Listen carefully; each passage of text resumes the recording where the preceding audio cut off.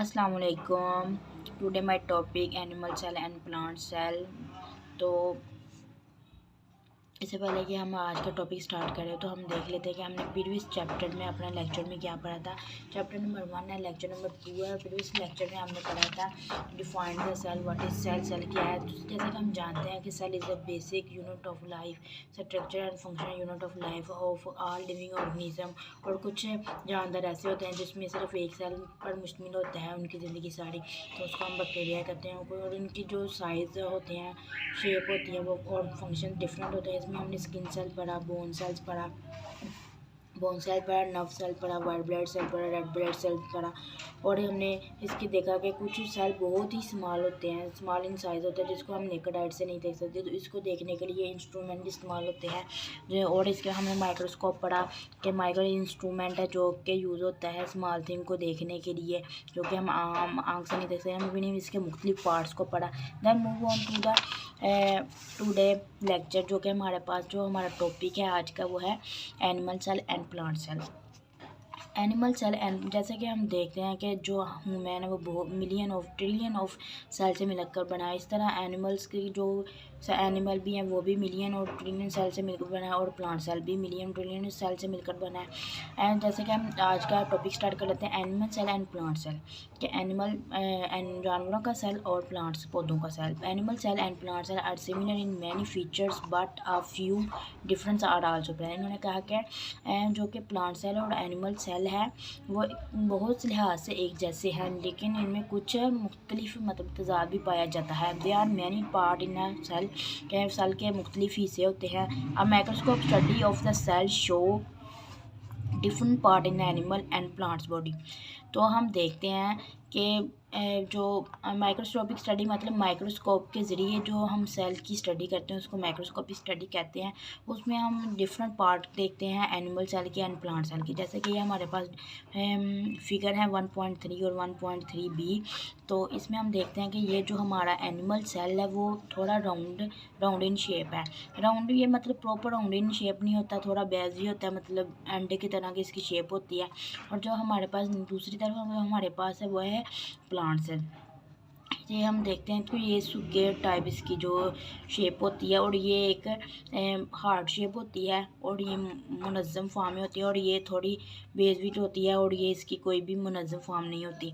तो जैसे हम देख सकते हैं कि प्लांट सेल और एनिमल्स में कंपैरिजन भी बताया हो रहा है, उसमें कंट्रास्ट भी बताया हुआ है कि उनमें क्या डिफरेंस है। जैसे कि हम देखते हैं न्यूक्लियस प्लांट सेल में भी है, एनिमल सेल में भी और प्लांट सेल में भी है। और फिर हम देख लेते हैं कि एंडोप्लाज्मिक रेटिकुलम एनिमल सेल में भी है, ये देखें, और प्लांट सेल में भी है। देन जो हमारे पास वैक्यूल है वो एनिमल सेल में छोटा होता है और प्लांट सेल में बड़ा होता है।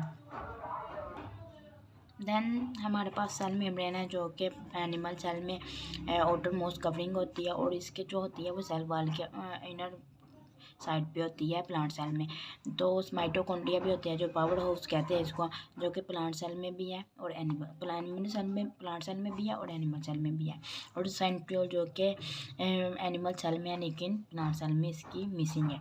और हमारे पास जो सेल वाल वो एनिमल सेल में मिसिंग है और प्लांट सेल में मौजूद है। और क्लोरोप्लास्ट भी जो होता है वो बेसिकली प्लांट सेल में भी होता है, प्लांट सेल में ही होता है, लेकिन उसमें एनिमल सेल में उसका कोई नहीं होता। इस तरह ये 3-4 चीज़ों लिहाज से एक दूसरे से मुख्तलिफ है, कुछ लिहाज से एक जैसे ही है। Then move on to the further detail of the organelles present in the cells and structure present in the cells of the plant body and animal body. First of all जो हमारे पास है वो है cell wall. The outermost covering of the plant cell is called cell wall. जैसे कि हम जानते हैं कि जो outermost covering होती है प्लांट सेल की उसको हम सेल वॉल कहते हैं। ये हमारे पास है सेल वाल होती है, ये जो ऑटोमोस्ट कवरिंग होती है प्लांट सेल में उसको सेल वाल कहते हैं, जो कि इसको प्रॉपर शेप देता है प्लांट सेल को। It is made of the hard material called cellulose. और ये किससे मिलकर बनी होती है? ये हार्ड मटेरियल सेलुलोज से मिलकर बनी होती है। The cell wall support the cell and given its shape. और ये इसका काम क्या है, ये फंक्शन क्या परफॉर्म करती है सेल वाल? तो ये शेप देती है गिव इट शेप, इसको शेप देती हैं, उसको साख देती है कि इसकी क्या प्रॉपर शेप होगी, और सपोर्ट और इसको सपोर्ट करती है। ये इसका क्या है, फंक्शन है।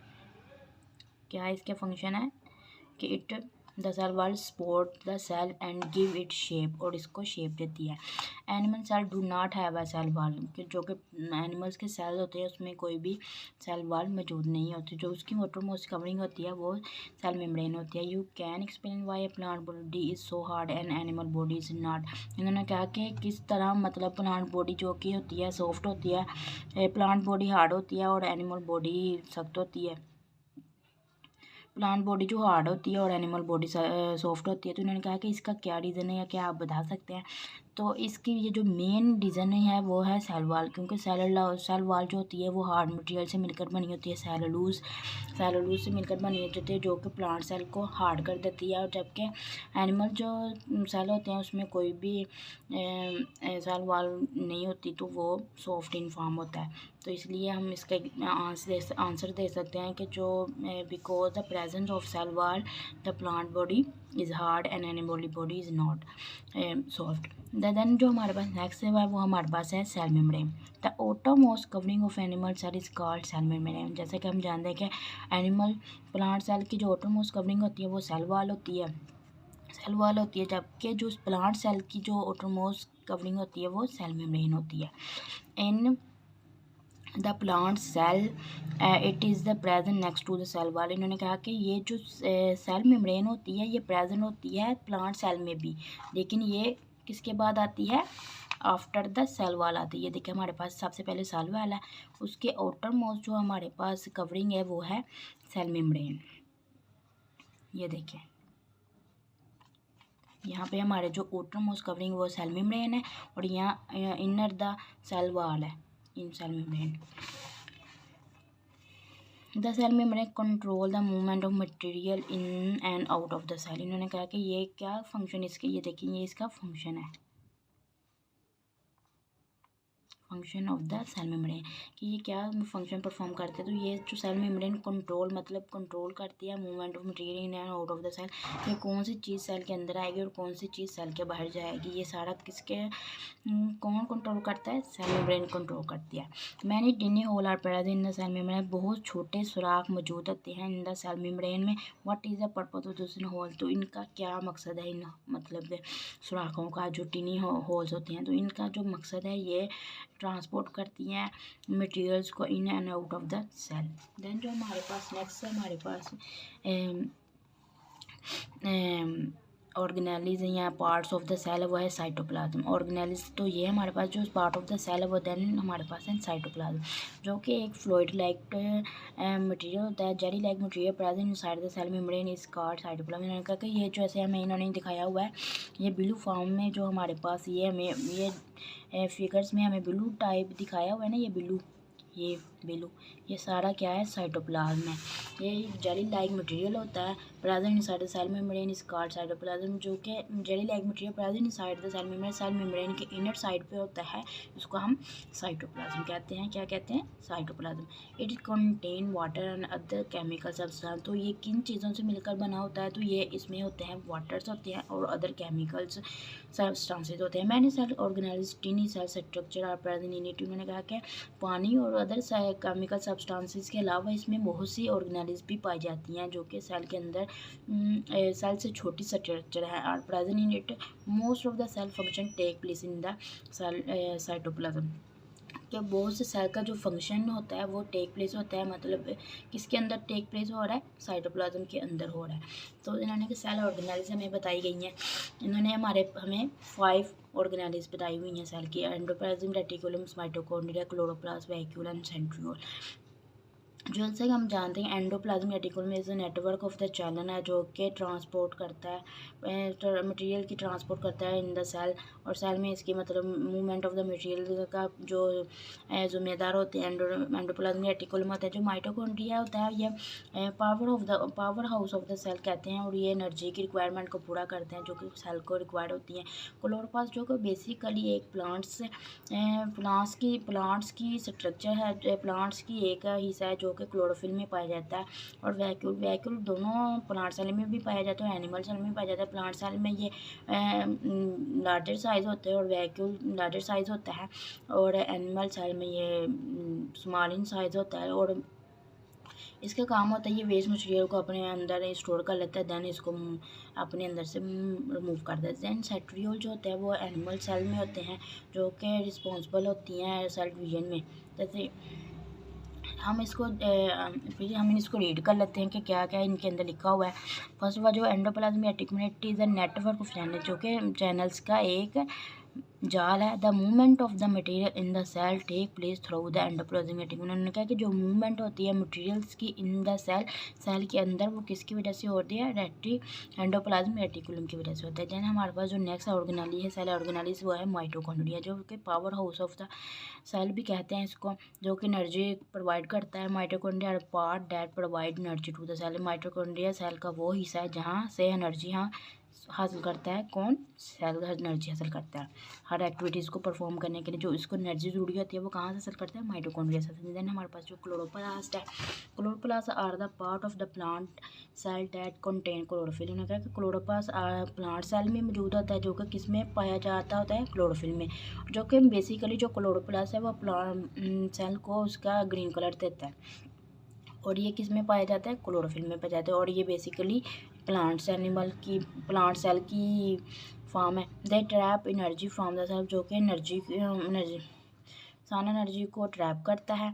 और plant use the energy to make food, और प्लांट इसको इस्तेमाल करते हुए फोटोसेंसिस में इस्तेमाल करते हुए फूड बनाता है। देन हमारे पास जो नेक्स्ट सेल ऑर्गेनेलिस है वो वैक्यूल है।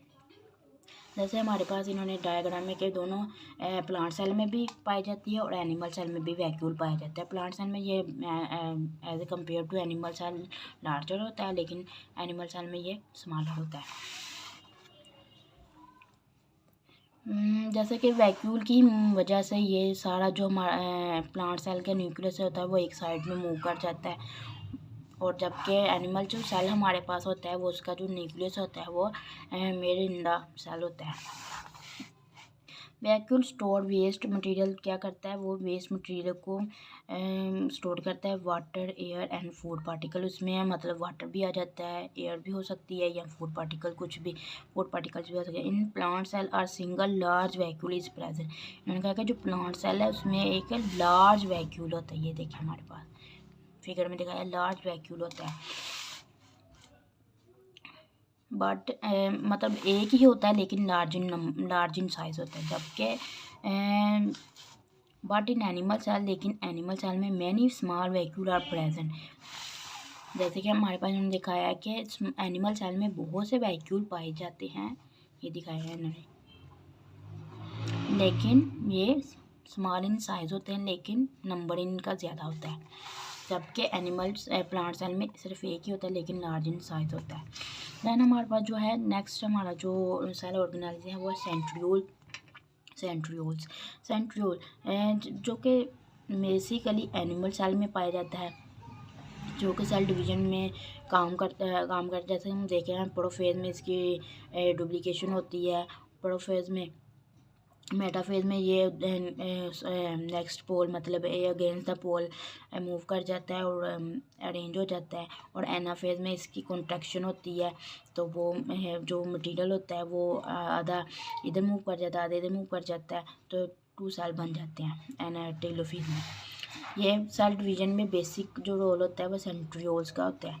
2 centriole are present near the nucleus of the an animal cell. उन्होंने कहा कि जो 2 सेंट्रियोल होते हैं प्रेजेंट होते हैं न्यूक्लियस ऑफ एनिमल सेल के न्यूक्लियस के पास। ये देखिए हमारे पास उन्होंने दिखाया होगा, ये सेंट्रियोल प्रेजेंट है न्यूक्लियस के पास। They play an important role in animal cell division. ये किसमें इम्पोर्टेंट रोल प्ले करते हैं? सेल डिवीजन के दौरान। All about today lecture. I hope to understand this lecture. Thank you.